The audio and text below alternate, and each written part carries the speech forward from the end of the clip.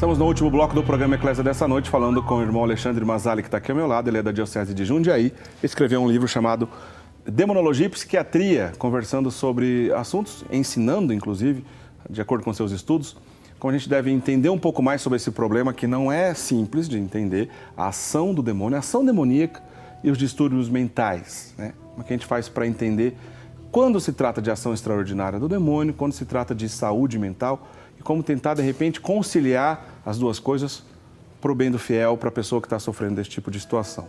Agradecendo rapidamente a Maria Bernadette de Lima, de Teresina, Piauí, que acabou de se tornar sócia, atendeu o nosso apelo. Muitíssimo obrigado. Se você quiser fazer como a Maria Bernadette ou como a Laena de Souza Araújo, de Guaraí, Tocantins, que também acabou de se tornar sócio, liga para a gente ainda nesse finalzinho de programa. Os nossos atendentes estão lá para tirar sua dúvida de como é que faz para tornar sócio e, de repente, ajudar a gente a manter esse tipo de evangelização pela televisão.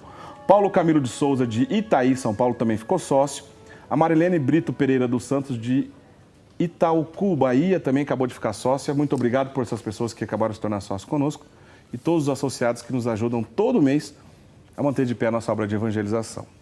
Irmão, uma pergunta aqui de alguns... Vamos tentar responder aqui na medida que o nosso tempo permitir. O Oswaldo José da Silva, de Santana do Parnaíba, ele pergunta o seguinte: como se livrar das ações demoníacas com tanta tecnologia ao nosso dispor, ao nosso redor? Aumenta a ação demoníaca numa era da informação como a nossa?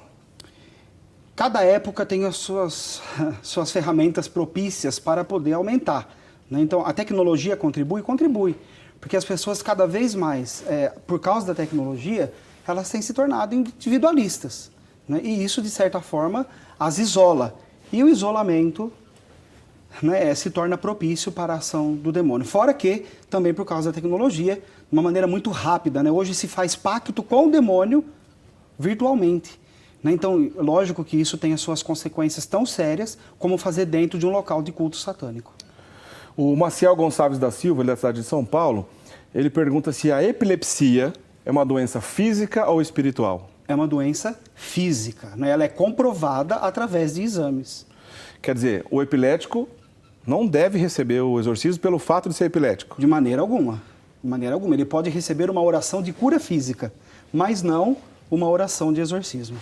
O Padre Cândido, que é um dos formadores do Padre Gabriel Amorti, né? O Padre Gabriel Amorti, que é referência que a gente já disse agora há pouco, um famoso exorcista que faleceu há pouco tempo, exorcista do Vaticano, ele teve como formador um outro padre exorcista chamado Padre Cândido. E ele tem um famoso exemplo na qual ele chama um profissional de saúde mental que acreditava que um caso era uma simples epilepsia e criticava o Padre Cândido por fazer exorcismo num epilético. E o Padre Cândido chamou, então, para uma sessão de exorcismo. E quando a pessoa, o fiel, começou a sofrer as manifestações, o psiquiatra disse: está vendo, se trata de epilepsia. E o Padre Cândido falou assim: então, espera um minuto. E foi lá e deu uma ordem para que a pessoa que estava manifestando ali uma ação extraordinária do demônio ficasse de pé e parasse exatamente naquele momento de sofrer os ataques.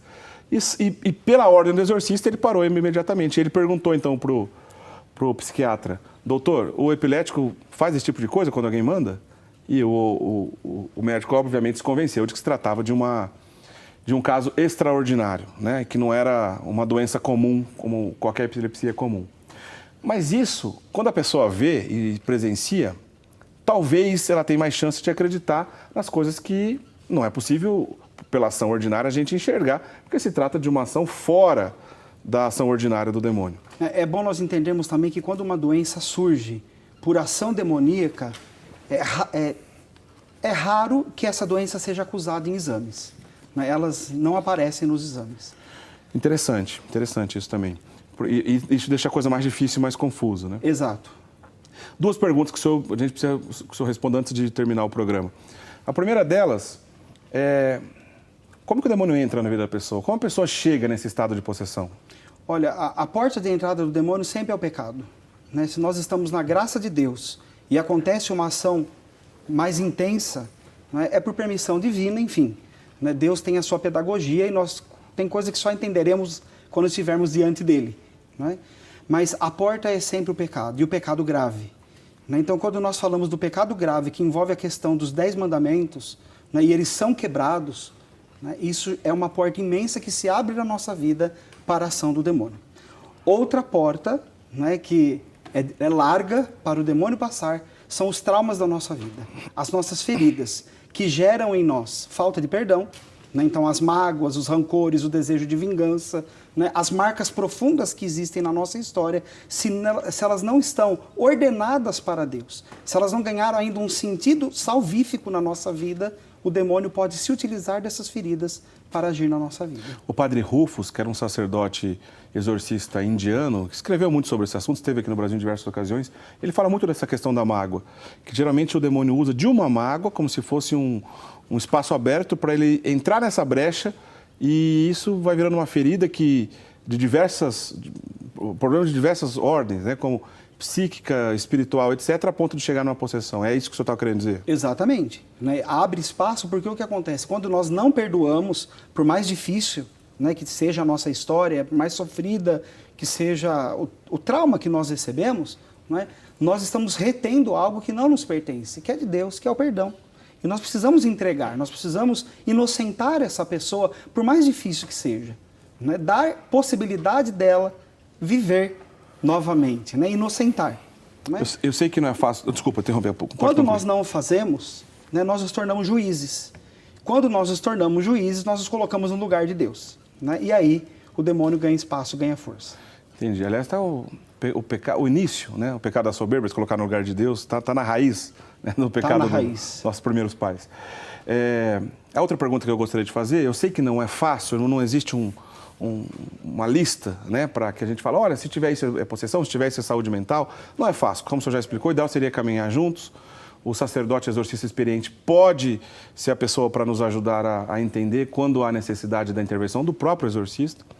Mas, de maneira geral, o senhor poderia identificar ou nos ajudar a tentar entender uma ou outra ocasião onde a gente pode desconfiar, opa, cuidado que quando acontece isso, pode ser ação demoníaca. O senhor poderia nos ajudar nesse sentido? Tá. Geralmente, quando o mal ele chega de súbito, né? Então aí nós podemos começar a desconfiar. Né? Por exemplo, diferente de uma doença que ela não começa dominando a pessoa por inteiro. Né? O mal, né, quando ele nos ataca de maneira principalmente extraordinária, ele chega de súbito. Então a pessoa ela pode estar sendo vítima de um malefício, não é? A pessoa pode estar sendo vítima de um mal menor que não foi resolvido na vida dela e que foi criando raízes na vida dela sem ela perceber. E, de repente, aquilo dominou ela e ela se vê naquela situação. Né? Agora, acontecem coisas que, de maneira mais escrachada, você vai dizer, é o demônio, não é possível. Não é? Como, por exemplo, quando envolve as questões parapsicológicas, né? Como, por exemplo, a levitação. Né? Objetos se moverem, né? Sem a presença muito próxima da pessoa ali. Até porque a parapsicologia estuda muito essa questão da pessoa próxima. Né? A parapsicologia, em muitas ocasiões, para excluir que não se trata de um fenômeno parapsicológico, afasta a pessoa do fenômeno. Exatamente. Né? De repente, acontece situações que você vai olhar para aquilo, né? É interessante, né? Quando a coisa também ela não é só pessoal. Né? Quando mais pessoas presenciam o fenômeno. Por exemplo, uma coisa é eu ver um vulto. Outra coisa é minha família inteira ver um vulto. Então, quando todo mundo vê, quando todo mundo está percebendo, né, não sou só eu, não é uma obsessão da minha parte psicológica, então são fatos que levam a desconfiar que de fato pode estar havendo aí uma ação maligna. A repulsa sistemática ao sagrado pode ser um exemplo? Pode, mas a doença também. A doença, existem certos tipos de doença que a pessoa ela vai ter repulsa ao sagrado. Fenômenos estranhos, como, por exemplo, a pessoa ter um conhecimento que não condiz com a realidade dela, por exemplo, falar uma língua na qual ela nunca teve contato, ou saber de coisas ocultas ao seu redor. Pode ser um outro exemplo relacionado a uma possível ação do demônio extraordinária? Com certeza, isso o próprio ritual de exorcismo indica, né? Quando a pessoa, de repente, o exorcista chega lá para poder atender a pessoa, e ela começa a revelar fatos da vida do exorcista que era muito secreto dele. Não é? Como que a pessoa teve acesso a isso? Então, há um indício que pode ser uma ação maligna. A pessoa nunca falou grego, latim, etc. De repente, simples, vivendo lá na sua comunidade, começa a falar esse tipo de língua na qual nunca teve contato. Outro indício que pode ser uma ação maligna. Uma força sobre-humana é outro indício também de uma ação maligna. A regra do 880 vale aqui? O senhor acha que é bom a gente partir por essa, de linhas gerais, já que a gente está falando para uma emissora aberta de TV? Nem tudo é ação do demônio, mas também não excluir a possibilidade e, diretamente, todos os casos, sempre ter o o sacerdote para acompanhar? Pode ser, em linha geral, um aconselhamento para os nossos telespectadores? Com certeza, né? A ponderação é o melhor caminho. Excluir possibilidades, aprofundar o caso, né? Não bater o martelo já de cara, né? Querendo afirmar que é a ação do demônio. Se o senhor pudesse, para encerrar o nosso programa, falar alguns remédios, algumas ações que a pessoa deve fazer, primeiro, para ficar longe de qualquer tipo de ação demoníaca, inclusive das extraordinárias, o senhor diria o quê? Vida de oração, né? Vida sacramental. Então, a confissão e a Eucaristia sempre em dia. Né? E não pense em Eucaristia somente final de semana. Né? Pelo menos uma a mais durante a semana. A oração do Santo Terço é muito importante. A adoração ao Santíssimo Sacramento, mesmo que o Santíssimo não esteja exposto. A pessoa vai à igreja, reza ali diante do sacrário, aonde estão as espécies eucarísticas, ela pode rezar, ela pode fazer ali a sua adoração, enfim, a busca verdadeira, autêntica e decidida pela santidade. Muito bem, coloca por favor aí, diretor, o contato da comunidade Dominus Salus de Jundiaí, que o irmão Alexandre Mazzali, que conversou comigo nesse programa, fundou e trabalha com os outros religiosos e leigos. Eles atendem muitas pessoas em muitas ocasiões, não só relacionadas a esse tipo de ocasião, viu, gente? Não é só esse tipo de serviço que eles fazem, não. A lista é longa de trabalho deles, que a gente não vai ter tempo de falar aqui.